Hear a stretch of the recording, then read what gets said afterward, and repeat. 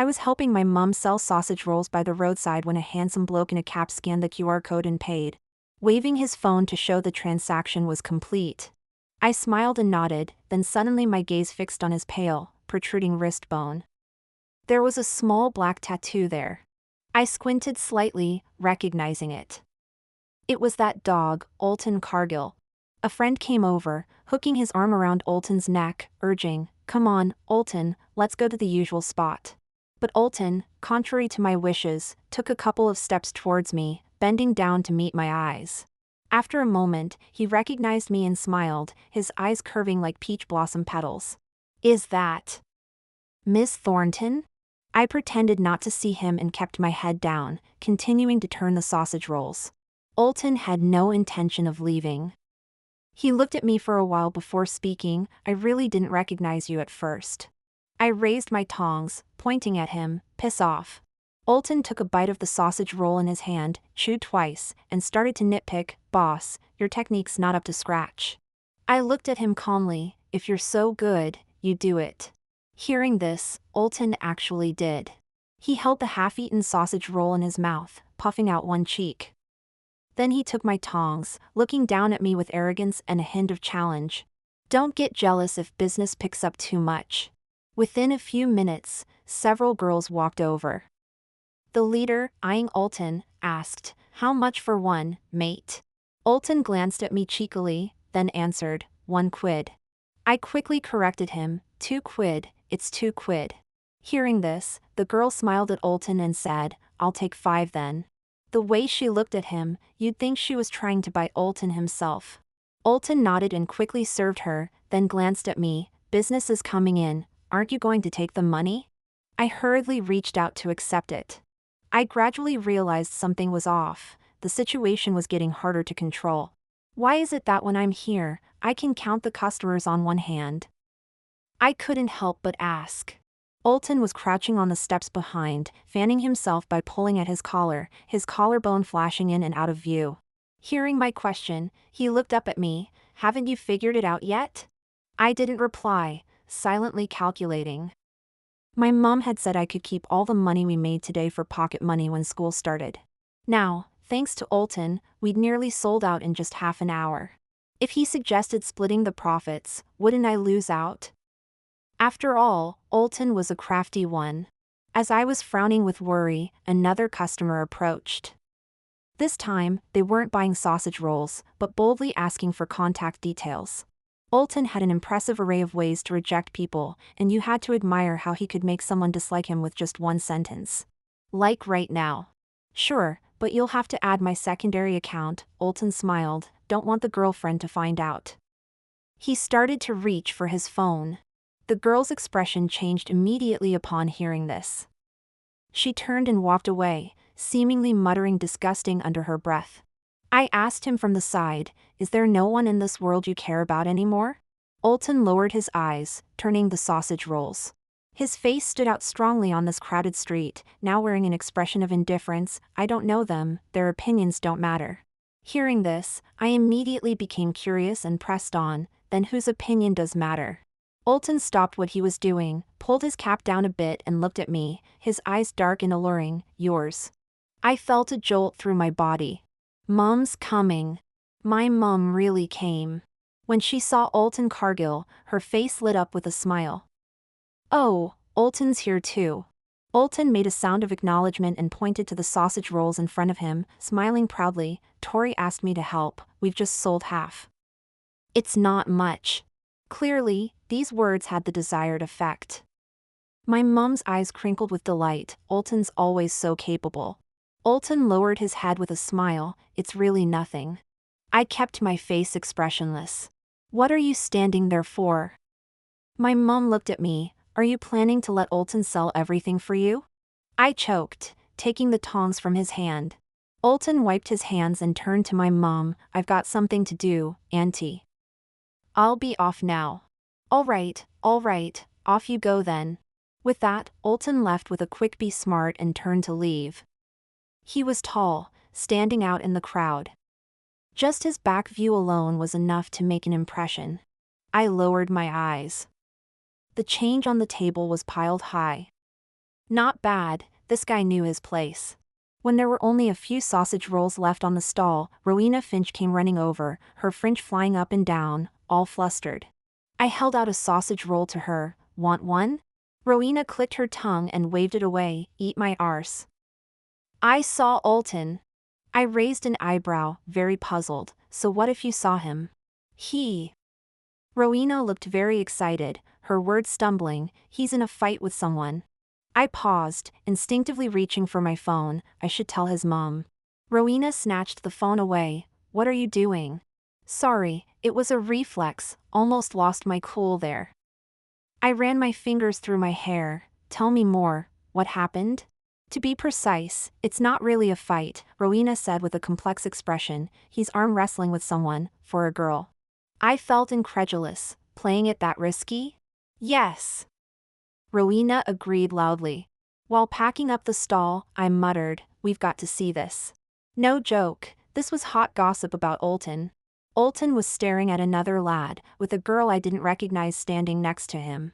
Olton's eyes were cold, an expression he rarely showed. I took a deep breath, feeling nervous about what was about to happen. This is the last round, the lad opposite said calmly. Olton's lips curved slightly. Come on then. The girl beside them seemed to want to stop him, but Olton ignored her. However, I was now quite certain that there would be no show to watch. At most, they'd finish the arm wrestling, some would stay, some would leave, Olton would successfully play the hero, and from then on, win the hearts of many. Why would he succeed in playing the hero? Because I knew Olton too well. I still remember one year when Olton came home late at night. The night air was cold, and he was wearing only a thin hooded jacket with the hood pulled up. I bent down to look him in the eye. Are you trying to scare people this late at night? He turned his head slightly, coughing lightly. Just you. I sensed something was off. Olton, what have you been up to behind people's backs? Olton hesitated for 2 seconds. Don't tell my mom. I was very insistent, impartial. If you've really done something bad, I'll have to tell. With that, Olton raised his hand and pulled off his hood. Under the streetlight, the lad's nearly perfect face was fully revealed, his pale skin looking particularly cold. There was a small wound on his prominent brow bone. You're hurt? I widened my eyes. Olton's lips curved into a smile. Just a mistake, I chased the bloke off. Later, when this incident got out, Olton became famous. He had fought with several lads, and the exciting part was that not only was he not punished by the school, but he was praised as a brave and righteous young man. At that time, I started to admire this guy a bit. Of course, I also wanted to give him a good thrashing. Snapping back to the present, I said to Rowena, business is important, I've got to go. School starts in a few days, and I still need to earn some pocket money. Rowena rolled her eyes. Olton walked up to my stall carrying his jacket, slightly raising an eyebrow. I was packing up, feeling the bulging wallet, my mood increasingly cheerful. I looked at him with a very friendly expression. All done then? Olton smiled. Tori, could you be any more ruthless? I blinked. Help me pack up, will you? Olton stared at me for a while, his face expressionless as he curved his lips. In your dreams. I paused for a moment, looking up at him. You're not even willing to help pack up now? Then, I choked up just right. We've known each other for over a decade, don't you think? My voice suddenly cut off. Olton threw his jacket over my head, wrapping it tightly, even shaking me a few times. While I was still in a daze, his voice rang out, the acting world would regret not having you perform. I took off the jacket and stared at Olton for a few seconds, putting on the air of a big boss. Well, how about I pay, and you do the work? Olton finally gave in. He pulled the cart towards the curb, and I followed beside him with the bag, still holding his jacket. Hey, Olton, I swung the bag in my hand and said, what were you doing just now? Aren't you a bit old for that sort of thing? Hearing this, Olton snorted lightly. You're overthinking it. The night breeze was gentle, feeling particularly comfortable on my face. The warm yellow streetlights cast down, dyeing Olton's jet black hair with a warm hue. Alana Cargill, don't you remember? He lazily opened his mouth. I was stunned, briefly recalling, and then remembered. This was Olton's cousin. A very crazy girl. Why crazy? Because her thinking was quite warped. From a young age, she had been shouting about marrying Olton in the future and would hang around at Olton's house every day, refusing to leave. Her mum tried to persuade her, "He's your brother, how can you marry your brother?" Alana didn't buy it, "He's not my real brother." I don't care, if brother dares to marry someone else in the future, I'll jump off a building. Even when she was being taken away from the Cargill house, she held on to Olton tightly, refusing to let go, crying and calling him brother. Olton looked at her, his expression very calm, saying word by word, "Let go." It said that she was later sent to the hospital by her parents for treatment for a while, and I never saw her at Olton's house again. I didn't recognize her earlier, after all, years had passed, and she had changed too much. "I was originally going to the internet cafe, but I bumped into her," he said. "She was being hassled by some lads and asked for my help. I was quite surprised, and asked, 'So you didn't send her home?' She has legs." Early March brought the start of the new term. The weather was decent, with the sun hiding behind clouds, its light gently rimming their edges and casting a soft glow below. I stood by the roadside waiting for the bus. A car horn sounded, and I looked up, startled. The window rolled down to reveal Mr. Cargill's face. He made a surprised sound. "Tori, why aren't you riding with us?" "It's because Mom said it's not polite to always take advantage of your lift." "I really wonder, we're all neighbors, how come the Cargills are so well off?" I paused for 2 seconds. "I need to stop by the bookshop first." Mr. Cargill made an O sound. Before his window could roll up, the back window came down. Olton rested his arm on it, smiling at me. "What book are you buying?" I lied without batting an eyelid, far from the madding crowd. "Mom says I should read more of these literary works." Olton clearly didn't believe me. He narrowed his eyes slightly. "I have it. I'll lend it to you at school." I ended up getting in the car. Olton was grinning smugly beside me. "This idiot, has he gone mad?" Before entering school, I grabbed Olton and smiled slightly. "Don't forget the book." Olton was very nonchalant, "I'll give it to you later." His attitude made me feel uneasy instead. With the start of term, there was always a lot to do. I was spinning like a top, unable to stop, and before I knew it, it was already 6 or 7 o'clock. I was running up the stairs with several stacks of books when I stopped halfway to wipe the sweat from my brow. "You're Tori Thornton, right?" A strange voice suddenly sounded in my ear. I turned to look, blinking, "Yes." The girl smiled. "I thought so. Olton asked me to pass on a message. He wants you to meet him at the sports field." "What does he want me to go to the sports field for?" "Oh, to give me the book." "No way, does this guy really have it?" I nodded in agreement. "Okay, got it." The girl pointed behind her. "I'll be off then." "All right, thank you." At this time, there were quite a few people on the sports field, with a small competition being held on one side. I looked around for a while but couldn't see Olton anywhere. Just as I jumped down from the steps, a hand pressed on top of my head. Olton's magnetic, cool voice drifted over, "Can't see me, shorty?" I swatted his hand away. "I'm 5'6", thank you very much." Olton snorted. "Well, here's hoping you'll hit 6 foot soon." I asked, "Where's the book?" Perhaps because he'd just been playing sports, there was a thin layer of sweat at his temples and some on his forehead too. The corner of his lips hadn't dropped. "Wait here," he said. A moment later, he came back with the book. I took it and then stared in disbelief, far from the madding crowd. "This isn't Dawn Blossoms Plucked at Dusk." Olton looked at me with half-lidded eyes, licking his lips. "It's quite good. I recommend it.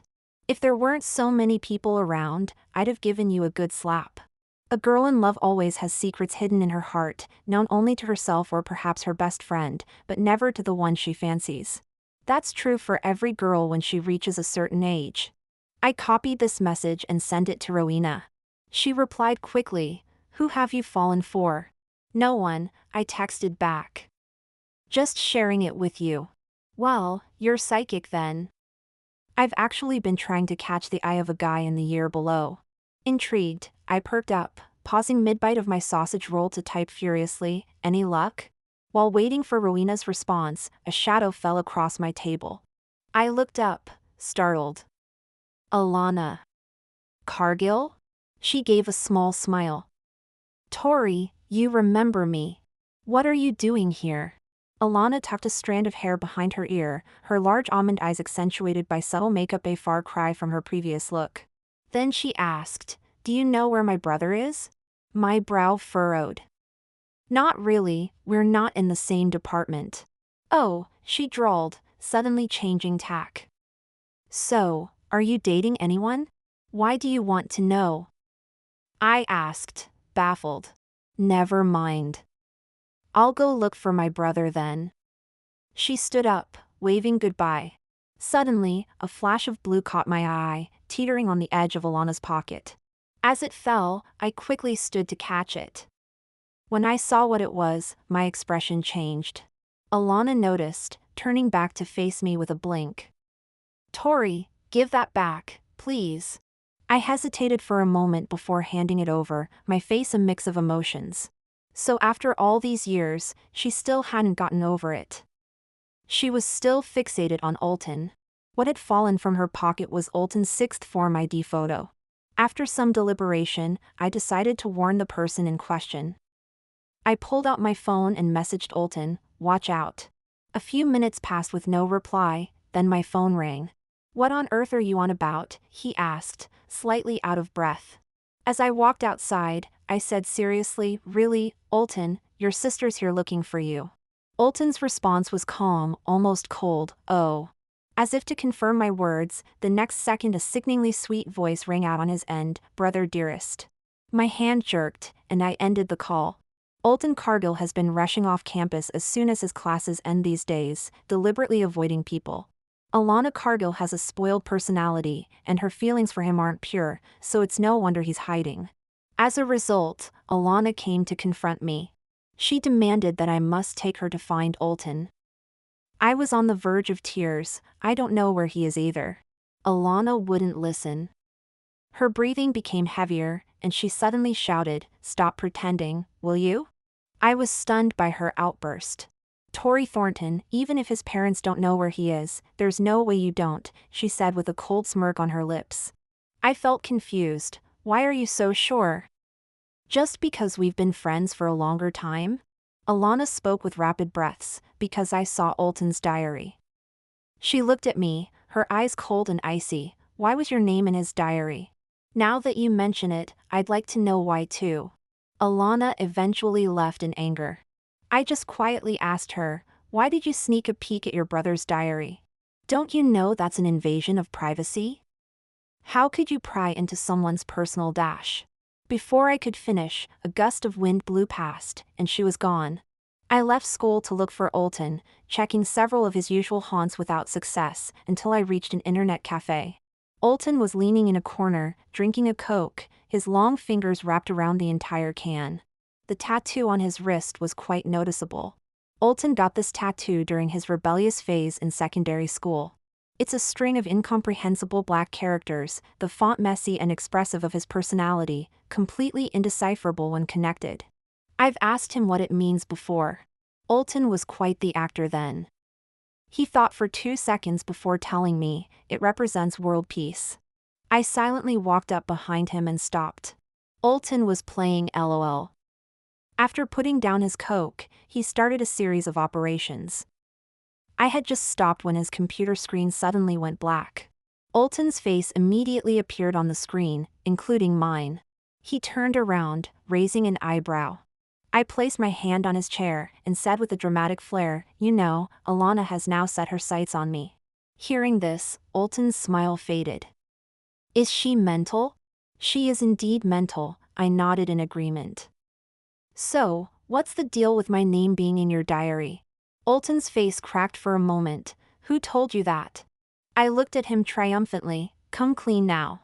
During these few seconds, Alton had respawned. He turned back, placing his hand on the mouse, his emotions quickly under control. "What do you mean come clean?" "I don't even know about this."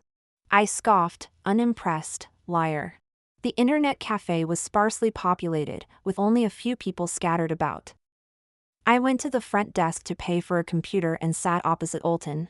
Olton, I asked while skillfully navigating to KnitRoam Games, does Alana enter your room? Olton stared at the computer, managing an absent-minded meme, his tone lazy. She's taken quite a few of my things. I widened my eyes slightly. You can tolerate that? My mom told me to be more lenient. It's not like they're important things anyway. I thought for a moment, but still decided to tell him, I saw her with your secondary school ID in the cafeteria today. Olton, He thought for 2 seconds, but didn't seem to care. I don't need it now anyway, whatever. No, I leaned slightly towards the computer, saying to him, don't you think this behavior is very odd? What if one day she ties you up while you're sleeping and drags you off to the moors? Olton rested his chin on one hand. Hearing this, he shifted his gaze from the computer to my face. His eyelashes lowered slightly, sneering with disdain. Have you been watching too many teledramas? I leaned back. It's a real possibility. I suggest you be more careful. Not long after, several people entered the internet cafe one after another, sitting down next to Olton with remarkable synchronization. Come on, the usual, the guy with glasses spoke first. As he said this, he took out a cigarette pack and started distributing them one by one. Without paying attention, he offered one to me. Oh my, he exclaimed dramatically, pulling the cigarette back, his face full of an ant-like smile. Isn't this Olton's little childhood sweetheart? I instinctively looked at Olton. He happened to be looking over too, then averted his gaze and kicked the person next to him. Elwood Landers, no one's mistaken you for a mute. Elwood Landers grinned from ear to ear, offering the cigarette.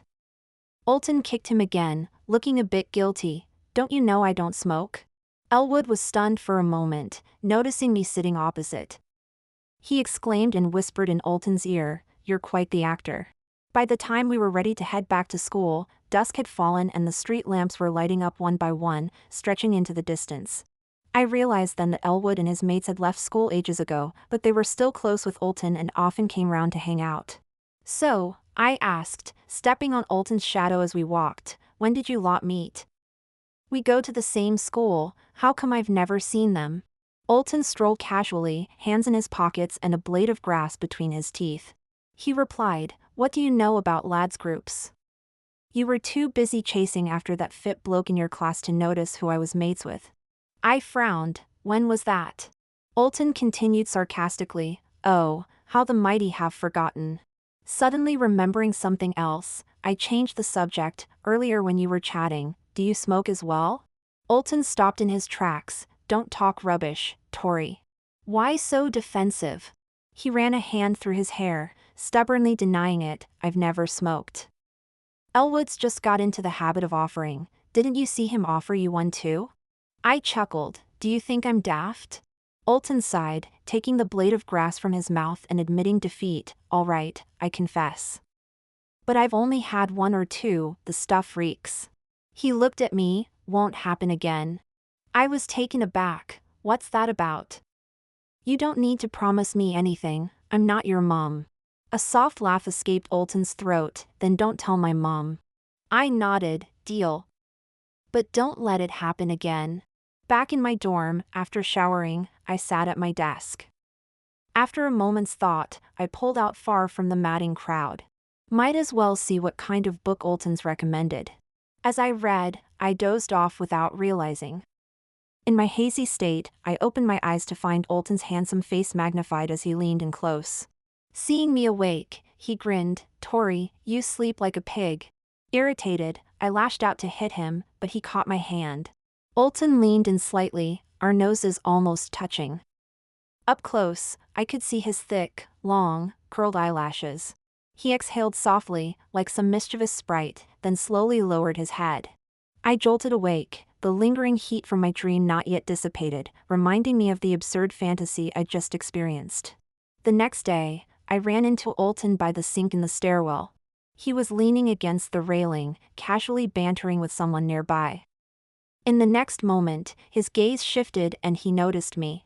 I immediately quickened my pace to go downstairs, but was yanked back by my collar. I turned around to face the protagonist from yesterday's dream. His eyes were as languid as ever. Am I some kind of monster? I was on high alert. Why would you ask that? Olton let go of me and tilted his head slightly, clearly puzzled. Well, you ran away as soon as you saw me.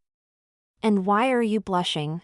Without thinking, I shot back. You're the one blushing.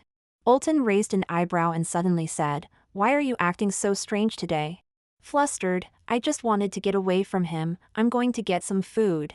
Perfect, Olton said casually, wiping his hands and pulling down his sleeves. He grabbed my hood. I'm heading to the canteen too. Let's go together. Then, not giving me a chance to resist, he dragged me towards the canteen. Sitting face to face with our trays, Olton picked out the coriander from his food and asked, So what's going on with you? After pondering for a while, I tentatively asked, If you suddenly dream about someone of the opposite sex, what do you think it means? Upon hearing this, Olton paused and looked up with a raised eyebrow. Who? His reaction made me uneasy again. After struggling for a moment, I changed my story, a dog. Olton's lips turned down, his face expressionless. Piss off. I lowered my head and continued eating, then abruptly asked him, Have you ever dreamed about a girl? Olton's chopsticks paused midair. He replied casually, Probably have, can't remember. Hearing this, I immediately became dejected. I feel like your expression isn't quite right. Olton put down his chopsticks and said, What did you do with this dog in your dream? I struggled to get the words out, K-kiss. But we didn't quite kiss. Just as our lips were about to touch, I woke up startled. After hearing this, Olton's reaction was fairly calm. He just raised his eyebrows slightly and confirmed again, with a dog? I nodded, feeling a bit guilty.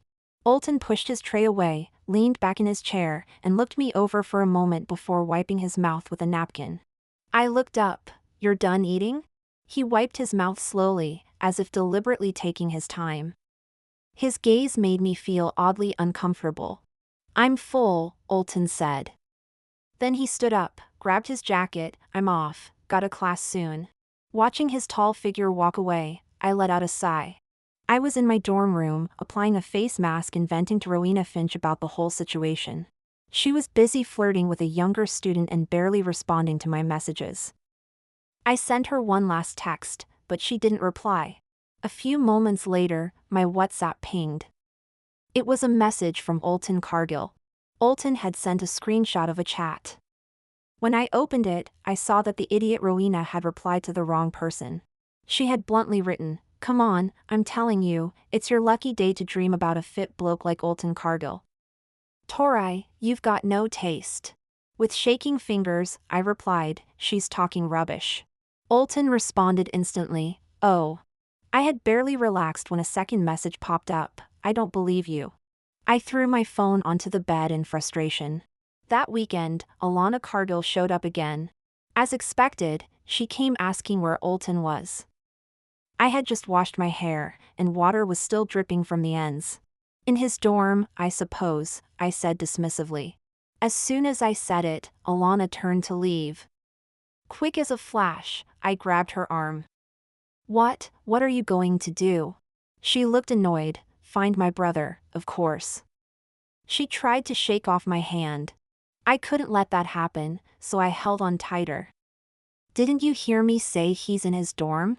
I want to find Olton, Alana insisted stubbornly. With that, she shook me off and headed downstairs. I thought Alana's behavior was beyond normal. Letting her go to the boys' dorm was out of the question, so I chased after her, ignoring my wet hair. At the entrance to the boys' dorm, I caught up with Alana, panting heavily. Come with me. I gasped. Alana was clearly not happy. Her tone was sharp. Tori, I really dislike you right now. Dislike me all you want, I'm only saying this once. Come back with me, stop being mental. The word mental seemed to trigger her. Alana immediately raised her voice. Who are you calling mental? Is that why everyone, including my brother, can't stand me? Because you all think I'm mental? But before I could respond, she had already barged into the boys' dorm. After a moment's hesitation, I followed her in. If I didn't stop her quickly, I was afraid she'd start knocking on every door asking for Olton. Alana! I just saw Olton, he's at the sports field. She turned to look at me for a couple of seconds, then sneered, liar. Gritting my teeth, I grabbed her arm and started pulling her towards the stairs. In my haste, I didn't notice the voices coming from below. Until they sounded right behind me, making me freeze on the spot, not daring to turn around. Am I seeing things? I must be going blind. Each exclamation was louder than the last. Alana joined in with a shout, Tori, let go of me. Just then, we heard a door open, and a calm voice spoke, what's all this racket about? And there was Olton, standing right in front of us. He was wearing a gray and white hoodie with knee-length shorts, leaning against the doorframe with one hand and looking at us with raised eyebrows. Alana called out excitedly, brother. The two lads behind us covered their mouths and quietly left the scene. Olton muttered a curse, went back into his room, and came out again 2 minutes later. His handsome face was now dotted with water droplets, slowly rolling down into his collar. He stood with his hands on his hips, looking us both up and down for a few seconds, then pulled me aside. What's going on with your hair? His tone was as casual as if he were asking if I'd had dinner. Alana was not pleased. She was about to speak when Olton pointed at her, you, shut it. Alana, is that brain of yours just for decoration? Didn't you get enough of the hospital a couple of years ago? I have to say, Olton can be quite harsh when he wants to be. Alana pouted, saying nothing. Olton shoved his hands in his pockets and headed downstairs. Come on. I glanced at Alana. Her eyes were glued to Olton as she followed him without a word. I had no choice but to trail after them. Olton took Alana to the sports field and said a few words to her in a cold tone. Then he turned his head away. Alana's hands at her sides clenched and unclenched. Finally, she turned and left the school grounds. After the others had left, Olton Cargill finally turned to look at me, slightly raising his chin. Come down. I walked over to him, resigned to my fate. Olton came out with, do you know what you look like right now? I gave him a puzzled look. 1,000-year-old witch with split ends. With that, Olton pulled a comb out of his trouser pocket. Come here. He sat down on a step and beckoned to me. I immediately refused. Olton, you're acting like you're my dad or something. Olton probably couldn't be bothered to listen to me. After I finished speaking, he yawned, then I'll tell your mom you went into the boys' dormitory. Ah, karma's a bitch. Tori, your day has come being blackmailed by that dog Olton. Reluctantly, I shuffled over and crouched down in front of him. Olton reached out and gathered a handful of my half-dry hair, clicking his tongue. Your hair's in poor condition. If one of your eyes doesn't work, you might as well gouge it out and donate it. Olton tugged my hair slightly, his tone taking on a dangerous edge. Consider your position before you insult me. Olton clearly had no idea how to comb hair. He fiddled about with the comb for ages, pretending to know what he was doing, before finally saying, why is your hair so long? I rolled my eyes, if you can't do it, just give me the comb. As I was about to turn and take the comb, Olton held me still. Don't move. I only said your hair was long, did I say I couldn't manage it? He took small sections at a time, combing gently and with great patience. I was getting roasted by the sun and started to complain, Olton, can't you hurry up? I'm about to melt out here. What's the rush? Olton's unhurried voice came from behind me. Why else do you think I called you over to sit here? Finally, when he'd finished combing, Olton admired his handiwork, giving my head a little ruffle. Not bad, the sun's done a good job. It's almost dry. You show off. Olton grabbed a fistful of my hair, leaning in close. Who's showing off? Say that again. Me, I'm showing off. Satisfied, Olton let go and stood up, rubbing the back of his neck. Standing, he was a head taller than me. All right, I'm heading back to the dorm. Got woken up early, didn't get enough sleep. My eye twitched. So why didn't you just go back to sleep after Alana left? Olton had started walking away, but at this, he turned his head back. The sunlight fell across his face as he curved his lips into a cheeky grin. Because I felt like it, princess. In the evening, I was checking my WhatsApp in the classroom when my roommate Greta Sinclair suddenly let out a yelp. I looked up at the sound. She was sitting just one seat in front of me, standing up in a panic and patting her sleeve. As I stood up, I saw a puddle of brown liquid on the floor and instinctively asked, "Are you all right?" Greta shook her head. "Could you grab me a mop?" I quickly left the classroom, rinsed the mop at the sink, and was heading back when I encountered several excited girls running towards me with smiles on their faces. "It seems lively outside." "What's going on?" Greta asked as I entered. I shook my head, handing her the mop, not sure. They were running downstairs. Greta made a thoughtful sound. "Now that you mention it, I think there's a small football match on the field." Hearing this, I chuckled and looked at her. "Don't you like watching sports?" "Why aren't you there?" Greta laughed too. "I was so focused on writing my essay, I completely forgot." Good thing those girls at the door reminded me. You could tell from all that commotion they were heading to the field. I was slightly puzzled. Did some football star come to our school? Greta gave me a look that said I was being silly. "Don't you remember?" "Of course, it's Alton Cargill from the Modern Languages department." She deliberately elongated the last few words. I went with Greta to the field. There was already a noisy crowd gathered in a circle. As soon as Greta saw the game, she became engrossed, no longer paying attention to me, and squeezed into the crowd to watch intently. I stood with my hands in my pockets, instinctively looking for Alton.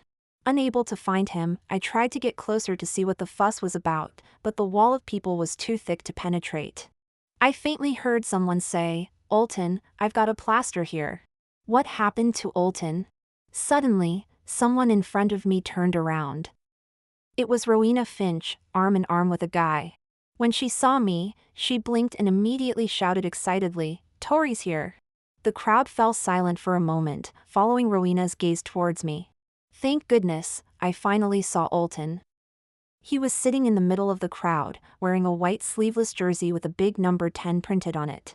Alton turned his head to look at me, a red mark on the corner of his lip. That look in his eyes made me feel like he was about to curse.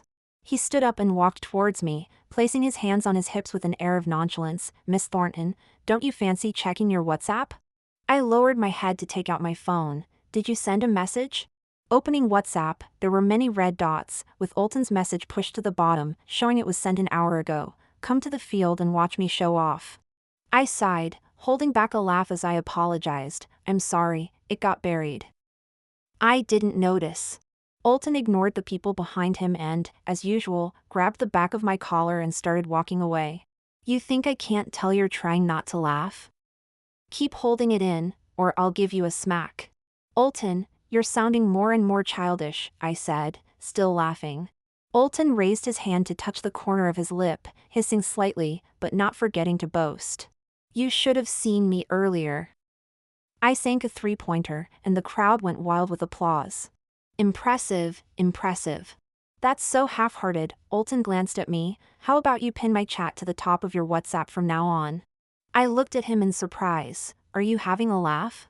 Then I'll tell your mum you've been to the boys' dorm." I stared at him, a grown man always threatening to tattle. "Do you think that's appropriate?" Alton chuckled. "I'm just giving you a taste of your own medicine." Alton spoke again. "From earlier until now, you haven't shown any concern for the wound on my lip. Do you think that's appropriate? Is it serious?" I asked. Alton turned his head away and took a deep breath. "I think you're trying to drive me mad." I grinned, feeling triumphant. "Have you finished reading that book I gave you?" We reached the end of the sports field, and Alton stopped, putting his hands on his hips as he looked at me. I nodded and replied, "I'm halfway through. The story is quite good. I think the author writes brilliantly." "Of course," Alton said with a look that suggested I was stating the obvious. "It's a classic." I nodded again.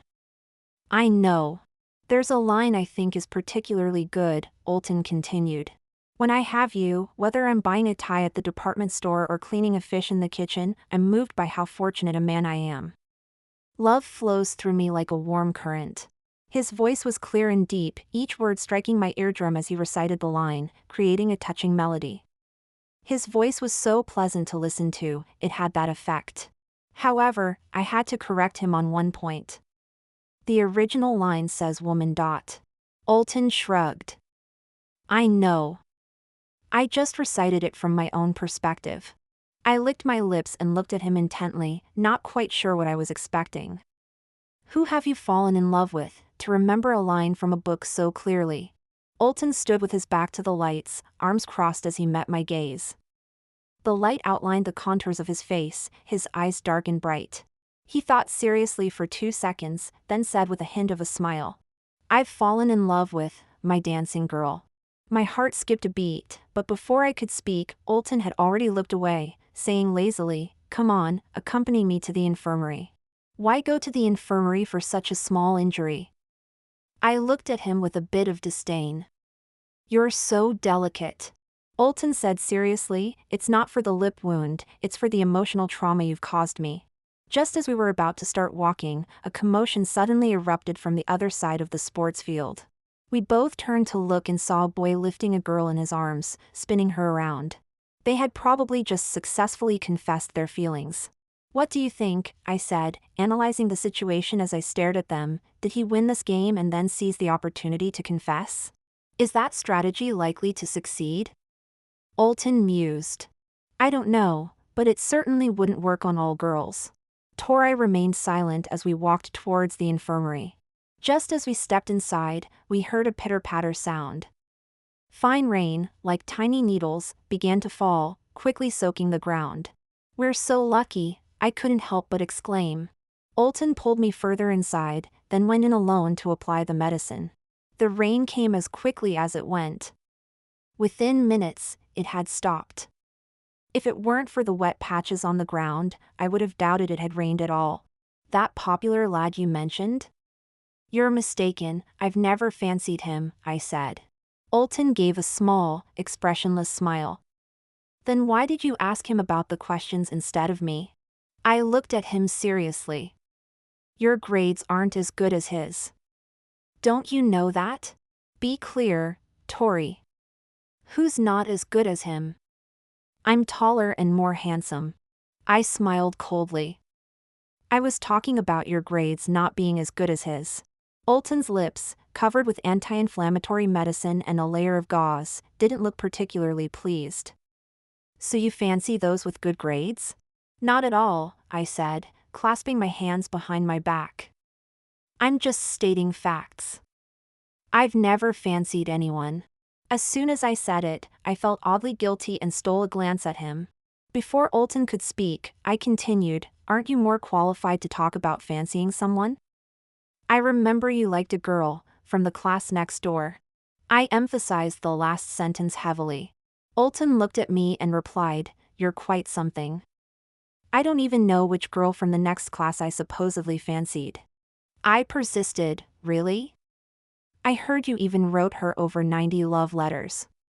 How romantic. My tone had a sourness that I hadn't even noticed myself. Olton suddenly laughed. The sound of cicadas from the surrounding woods mixed with his laughter. Tori, what do you think it means to fancy someone? Olton suddenly changed the subject. He put his hands in his pockets, the corners of his lips slightly curved. I felt an inexplicable panic, rubbed the back of my head, and slowly replied, fancying someone isn't easy to define, is it? Indeed, Olton's voice was calm. Saying you fancy someone is easy, anyone can do it. It's just a matter of opening your mouth. But if you've truly fancied someone, you'll understand the real meaning of it. What are 90 letters? They can be thrown away, and then there's nothing left. I stared at him blankly. Olton's posture was as casual as ever, looking ahead but seeming to glance at me from the corner of his eye. He paused, then continued, fancying someone is a very sincere word, but it's often misused by insincere people.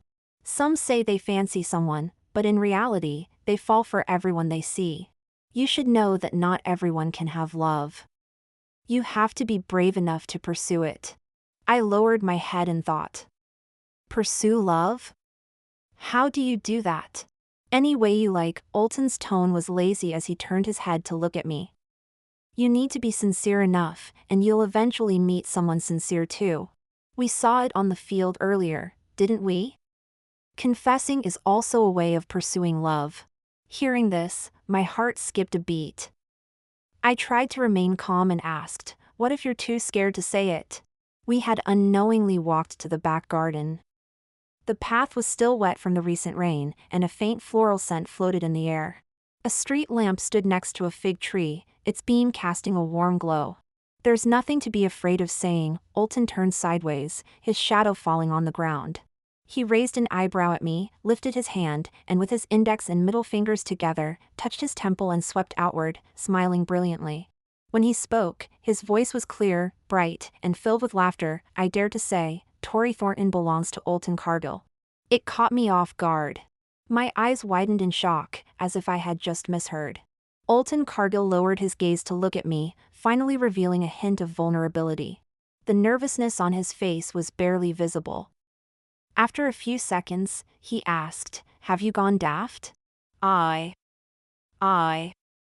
was indeed dumbfounded, stuttering helplessly. Olton hooked his arm around my neck and pulled me into his embrace. His pleasant scent immediately filled my nostrils. He bent down, bringing his lips close to my ear, and spoke more directly. "Do you understand what I mean, Tory?" Then, lowering his voice to a whisper, as if a feather was brushing against my ear, causing a slight shiver, "I fancy you, love.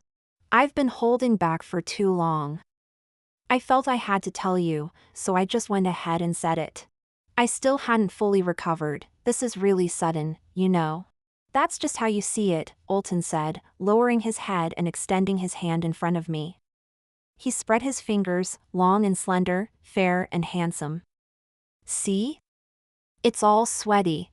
I burst out laughing. "So that calm and collected act earlier was just a facade?" "You were actually very nervous?" "Not very." "Extremely," he corrected. As people occasionally passed by, Olton pulled me into a shadowy corner. "So, are you going to give me an answer?" I tried hard to suppress the smile tugging at my lips. "I'm not sure if you're sincere enough." "Not sincere enough?" "Fine, I'll tell you then. The rumor about me fancying a girl from the next class is rubbish, but writing the letters is true. They were all for you." "Which numpty spread that nonsense about 90 letters?" "There were exactly 100, not one more, not one less. They're all at my place. I can show you if you'd like."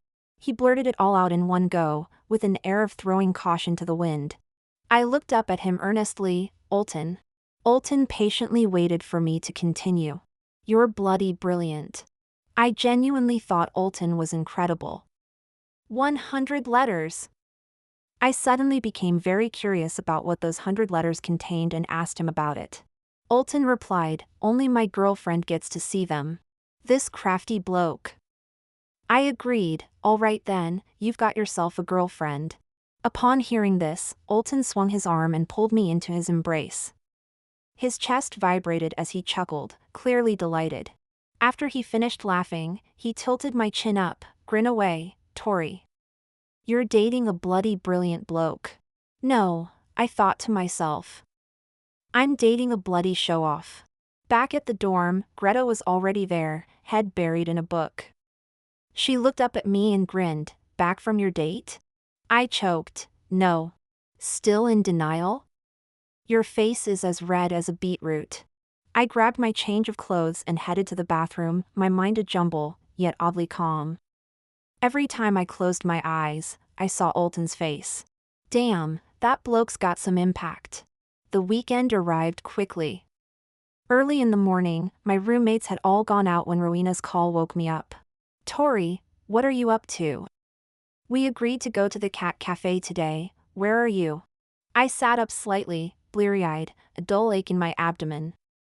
I flopped back down, resigned. "Can't make it, it's that time of the month." "Oh, brilliant. Have some hot tea and rest up, yeah? My boyfriend and I will go without you." I nearly jumped up in anger. "Have you no heart?" Before Rowena could respond, I heard a soft babe on the other end, and I hung up instinctively. Opening WhatsApp, I saw Olton had messaged me. "Thomas, up yet?" I rubbed my stomach, replying mournfully, sort of, but not really. I tapped on Alton's profile picture, then went back to ask him honestly, how long have you had this WhatsApp name? I've always wondered what's the deal with it. It translates to Thomas. I replied, and? I could imagine Alton sitting casually in his chair, typing with one hand, responding nonchalantly. After a while, his message came through, wasn't that our favorite cartoon back then? I denied it, no. Still pretending? You even said Thomas was your husband back then. I was close to swearing, impossible. I would never say a train was my husband. Face the facts, Tori. You had quite peculiar tastes back then. I took a deep breath and picked up my phone to reply, so what's the point of you changing your name to this? Aren't you even weirder? Alton sent a voice call. His voice was lazy, as pretentious as ever. You liked Thomas, so I changed my name to it. It's enough to move anyone to tears, isn't it? I deadpanned. Are you implying I'm not human if I don't cry or feel moved?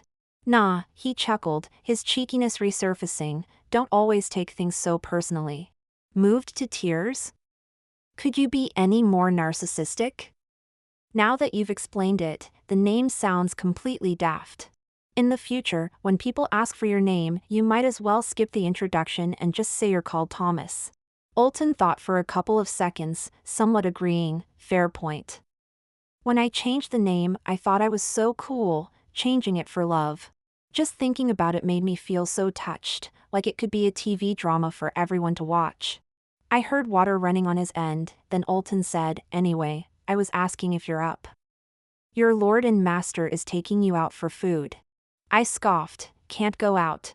Alton, I'm not, feeling up to it. The water sound stopped, and Alton's magnetic laugh came through. Tori, are you on your period? I was shocked. How did you know? Deduction. You didn't specify what kind of inconvenience, just that you couldn't say. I figured it out. The pain in my abdomen was becoming more pronounced. I curled up slightly. Enough chat, I need to lie down for a bit. Starting to hurt? There was a rustling sound from Alton's end. Don't lie down, it'll hurt just the same. Get up, I'll meet you downstairs at the dorm. I closed my eyes and refused. No way, I don't want to move. Stop arguing. I'll be there soon. If you're not there, I might have to play the rogue for once. I grudgingly got up. When Alton arrived, he was holding a thermos. He was wearing a gray hoodie, tall and lanky, walking with less of his usual nonchalance. What's that you've got? I asked. Alton shook it, smirking, some hot tea with honey I wrangled from the teachers. Have a sip. I took it, giving him a surprised look. You've even buttered up the teachers? It's called being popular, Alton said, not a hint of modesty. Alton and I went to a restaurant, but after just a few bites, the pain in my stomach grew increasingly intense. Alton paid the bill, his brow slightly furrowed, and led me out of the restaurant. Without a word, he scooped me up into his arms. Caught off guard, I looked at him bewildered, instinctively wrapping my arms around his neck. Then I quipped, I thought you'd throw me over your shoulder.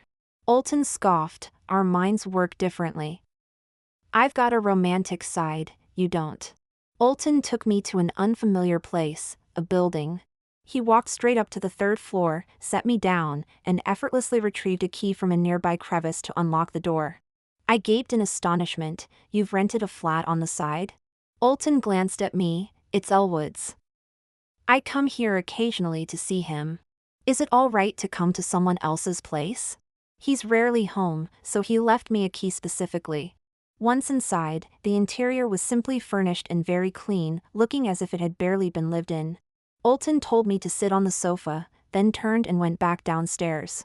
When he returned, he was holding something in his hand. I was in too much pain to speak, sprawled on the sofa, looking at him weakly. Alton sat down beside me, leaned in to examine me for a few seconds. I bought a pain relief patch, let's try putting it on. I didn't speak, just stared at him, silently urging him to hurry. As Alton was about to apply the patch, he hesitated, thought for a moment, then decisively lifted my shirt. I startled, about to speak, when I met his gaze. Can you put it on yourself? What's that look for, afraid I'll take advantage? I managed a small nod. Olton slowly lifted my shirt, and I felt a sudden chill on my abdomen. I looked up to see his face full of concentration and felt my ears gradually turning red. After applying the patch, Olton frowned and looked at me. Why are you so thin? Shouldn't you be complimenting my slim waist, mate? I can almost wrap my hand around half of you. I explained, it's called a slender waist, you know. Dainty. Olton looked at me amusedly. You're hilarious. I just remembered something. He paused, raising an eyebrow as he looked at me. Didn't you have a dream before where you kissed me? Hearing this, I felt my blood run cold. No. Your mouth's the only stubborn part of you, isn't it? Olton pulled my shirt back down, resting his hand on my stomach as he leaned in closer, his tone teasing. I was quite surprised, Tori. You're in your 20s and still having wet dreams? Seeing that I didn't respond, Olton lowered his head and gently bit my earlobe, making me shudder. Feeling better? He asked again. I finally came to my senses, exclaiming, oh. It really is much better. This patch is quite effective. Of course it is, Olton smiled. Then, cupping my face, Olton leaned in, our noses touching. He lowered his eyelids, his lashes forming a soft layer. Tori, let's kiss. Like in those romantic films. With that, he lowered his head. Everywhere his tongue touched felt like it was on fire, making my whole body burn. Our lips intertwined, grinding out an alluring color. Olton tilted his head slightly, deepening the kiss. I love you so much, I heard him say. On the way back to university, Olton went to the shop to buy water. I was casually scrolling through Twitter on my phone when suddenly, a line of text caught my eye. After all these years, is that special someone still by your side? I instinctively turned my head. Olton was coming over with the water. Seeing me looking at him, he patted the back of my head and asked, Gone daft? Yes, after all these years, he's still here. Still Olton. And it won't be anyone else in the future.